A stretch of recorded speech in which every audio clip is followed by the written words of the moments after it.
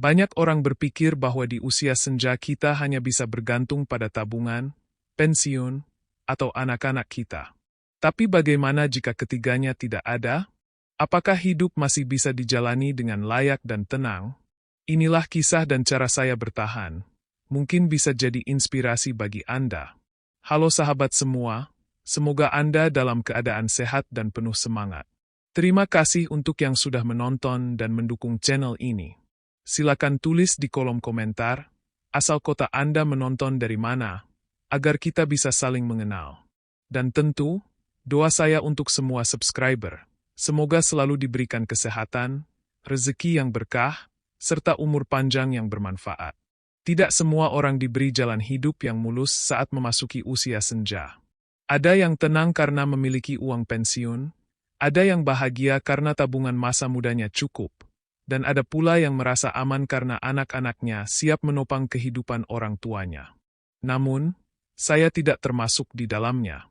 Saya berada pada posisi yang mungkin dianggap sebagian orang sebagai paling rawan. Tidak ada uang pensiun, tidak punya tabungan yang bisa ditarik sewaktu-waktu, dan tidak sepenuhnya bergantung pada anak.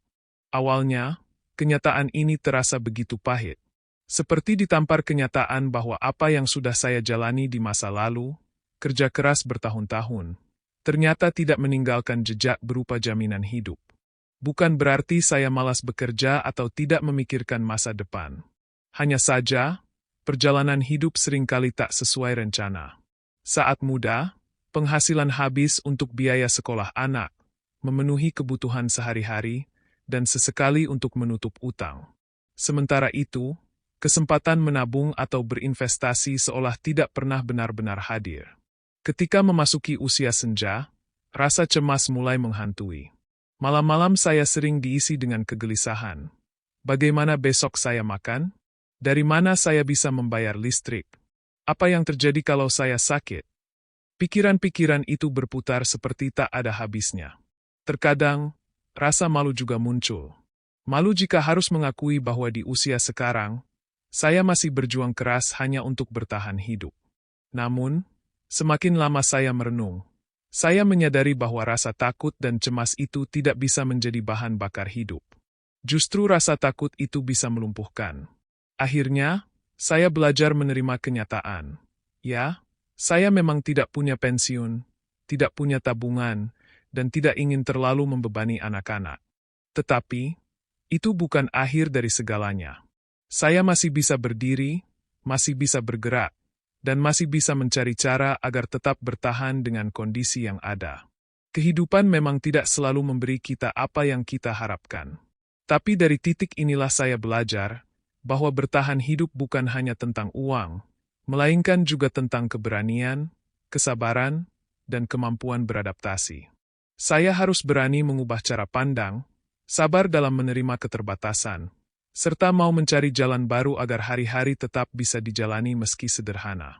Setelah menerima kenyataan bahwa saya tidak memiliki pensiun dan tabungan, langkah pertama yang harus saya lakukan adalah mengubah pola hidup. Jika dulu saya terbiasa mengikuti arus konsumsi, membeli sesuatu karena keinginan, sekarang saya belajar mengerem diri dan hanya fokus pada kebutuhan yang benar-benar penting. Perubahan ini bukan perkara mudah. Ada rasa berat, apalagi ketika melihat orang lain masih bisa belanja dengan bebas, makan enak di restoran, atau jalan-jalan tanpa harus memikirkan uang. Tapi bagi saya, hidup sederhana adalah satu-satunya jalan agar tetap bisa bertahan. Saya mulai dari hal yang paling dekat, yaitu makanan. Dulu, hampir setiap minggu saya terbiasa membeli lauk siap saji di warung atau sesekali memanjakan diri dengan makanan instan. Sekarang, saya belajar kembali ke dapur. Memasak sendiri dengan bahan sederhana jauh lebih hemat. Saya lebih sering membeli sayur di pasar pagi yang harganya masih murah, menanam cabai dan kangkung di pekarangan kecil, bahkan memanfaatkan sisa nasi untuk dijadikan nasi goreng agar tidak terbuang. Menu harian saya mungkin sederhana, nasi, sayur bening, tahu, atau tempe, tapi justru dari kesederhanaan itu saya menemukan rasa syukur. Selain makanan, saya juga belajar menghemat penggunaan listrik dan air. Lampu hanya dinyalakan seperlunya, Televisi jarang saya hidupkan kecuali benar-benar ingin menonton berita. Dan kipas angin hanya digunakan saat cuaca benar-benar panas. Begitu pula dengan air. Saya tidak lagi membiarkan keran terbuka sia-sia. Semua kebiasaan kecil ini, walaupun tampak remeh, ternyata membuat perbedaan besar dalam pengeluaran bulanan. Perubahan gaya hidup ini bukan sekadar soal uang, tetapi juga mental. Saya melatih diri untuk merasa cukup dengan apa yang ada. Saat melihat tetangga membeli barang baru, dulu mungkin ada rasa iri. Sekarang, saya belajar menahan hati dan berkata pada diri sendiri, saya tidak butuh itu untuk bahagia. Dengan pola pikir ini, saya lebih tenang. Tidak lagi terjebak pada standar hidup orang lain, tapi fokus pada kenyamanan diri sendiri. Ada satu hal menarik yang saya rasakan setelah hidup sederhana. Ternyata hidup terasa lebih ringan. Saya tidak lagi dikejar-kejar rasa ingin memiliki ini dan itu. Saya lebih bebas menentukan prioritas, dan anehnya, justru lebih damai. Dari sini saya memahami bahwa kebahagiaan bukan datang dari banyaknya barang yang dimiliki, melainkan dari hati yang bisa berkata cukup. Saat tidak punya tabungan dan pensiun, saya sadar bahwa satu-satunya modal terbesar saya adalah keterampilan. Walau usia sudah senja, ternyata masih ada hal-hal kecil yang bisa saya lakukan untuk menghasilkan uang. Banyak orang berpikir bahwa di usia tua, kita hanya bisa diam dan bergantung. Tapi kenyataannya, selama tubuh masih bisa bergerak dan pikiran masih bisa bekerja, ada saja peluang yang bisa digarap. Saya mulai melihat kembali ke masa lalu, apa saja yang pernah saya kuasai. Ternyata, banyak keterampilan kecil yang selama ini terabaikan. Saya bisa menjahit sederhana, sekadar memperbaiki celana sobek atau mengganti kancing baju. Pekerjaan kecil ini mungkin terlihat remeh, tapi cukup banyak tetangga yang membutuhkannya. Dari setiap jahitan, meskipun hanya mendapat upah kecil, tetap bisa membantu membeli lauk untuk makan. Selain menjahit, saya juga mencoba membuat kue sederhana seperti pisang goreng, onde-onde, atau kue cucur. Hasilnya saya titipkan ke warung kecil dekat rumah. Tidak selalu laris, tapi ada saja yang terjual. Kegigihan kecil ini memberi saya rasa percaya diri, bahwa meski usia menua, saya masih bisa produktif. Bahkan, saya merasa lebih berharga karena masih bisa memberi sesuatu, bukan hanya menerima.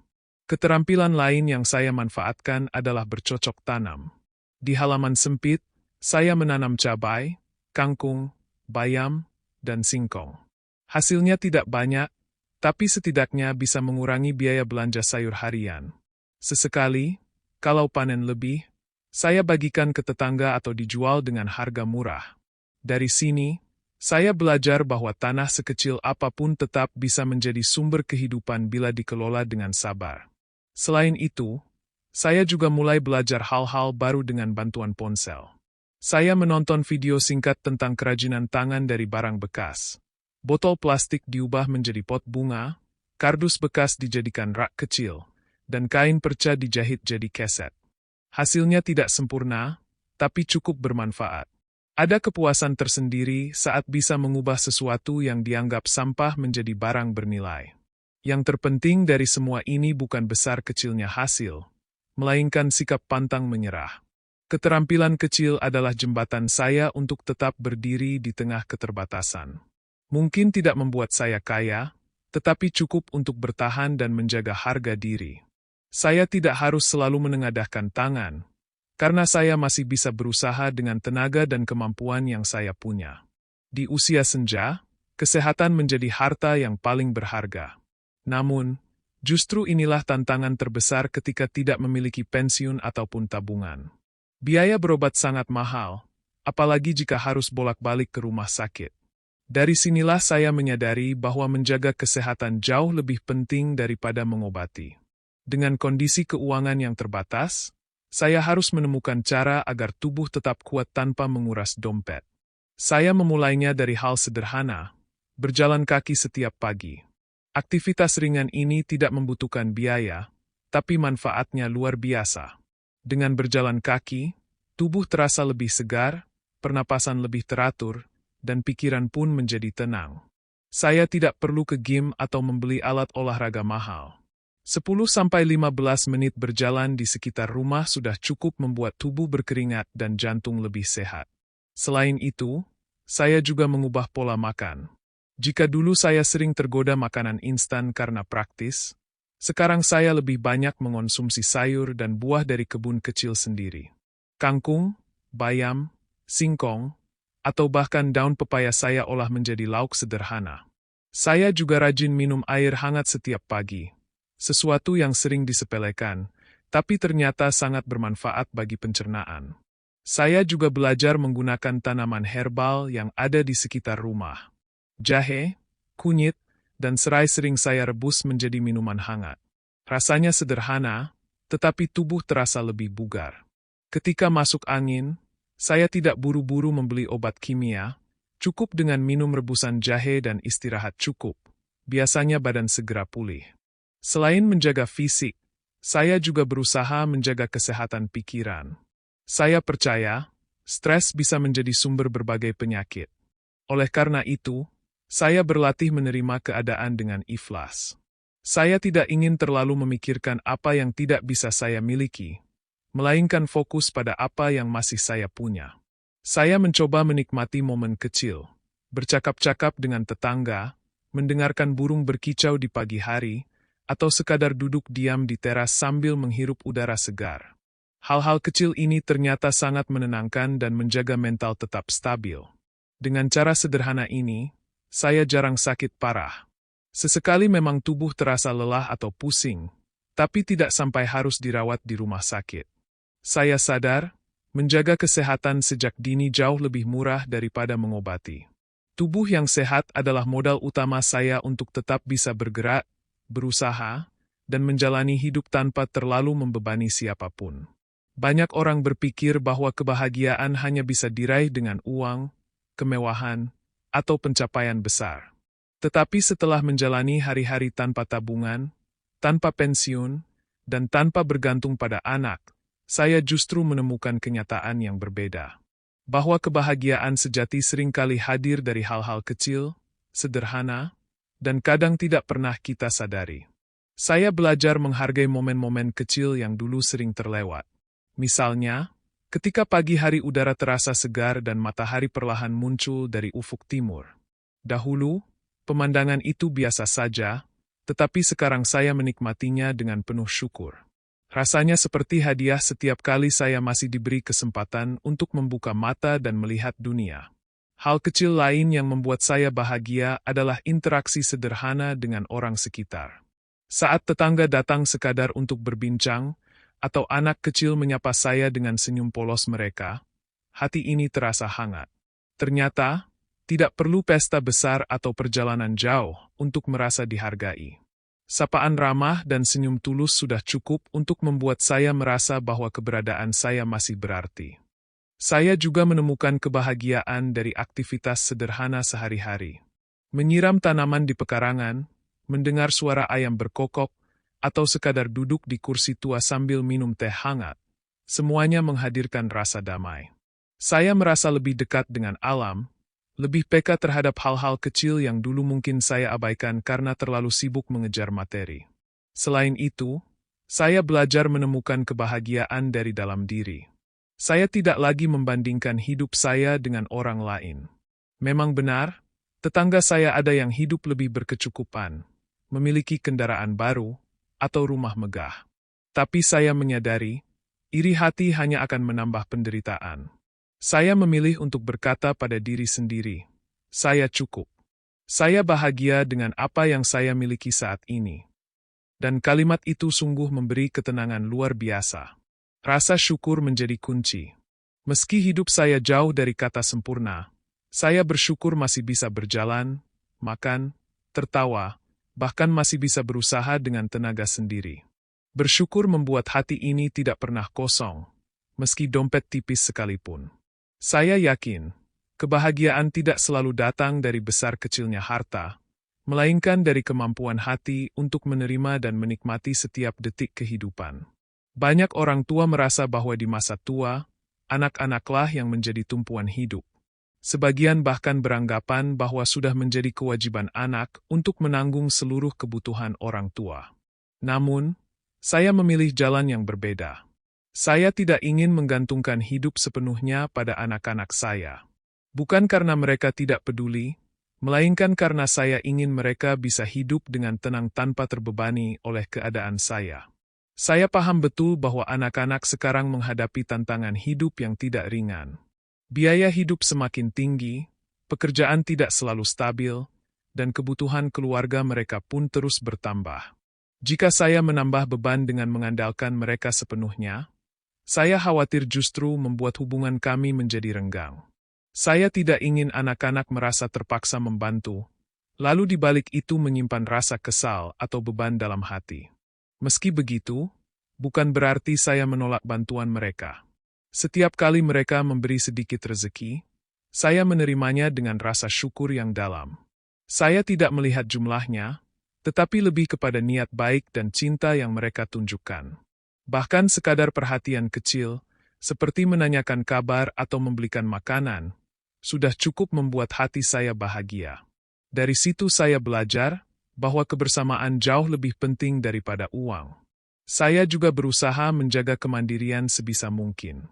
Selama tubuh masih bisa bergerak, saya ingin tetap berusaha memenuhi kebutuhan sendiri.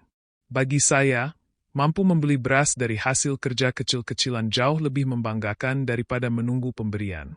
Ada harga diri yang terjaga, ada semangat yang tetap menyala, meski dalam kesederhanaan. Namun, di balik semua itu, doa saya tidak pernah putus untuk anak-anak. Setiap kali selesai salat, saya memohon kepada Tuhan agar mereka diberikan kesehatan, rezeki yang luas, dan kebahagiaan dalam keluarga mereka. Doa inilah yang menjadi warisan terbaik yang bisa saya berikan, karena saya percaya doa orang tua adalah salah satu kekuatan paling besar dalam hidup seorang anak. Dengan cara ini, hubungan saya dengan anak-anak tetap hangat. Tidak ada rasa terpaksa, tidak ada beban, hanya kasih sayang yang tulus. Saya merasa lebih tenang menjalani hari-hari, karena meski saya tidak sepenuhnya bergantung, saya tetap dikelilingi cinta mereka. Dan itulah yang membuat saya yakin, sekalipun tanpa pensiun, tanpa tabungan, hidup ini masih bisa dijalani dengan damai, selama hati tetap penuh rasa syukur.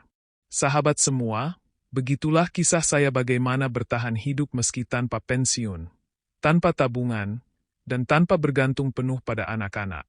Hidup sederhana, memanfaatkan keterampilan kecil, menjaga kesehatan dengan cara alami, serta belajar menemukan kebahagiaan dari hal-hal sepele membuat saya tetap bisa melangkah hingga hari ini. Saya sadar, perjalanan ini tidak selalu mudah. Ada air mata, ada rasa cemas, bahkan ada rasa malu.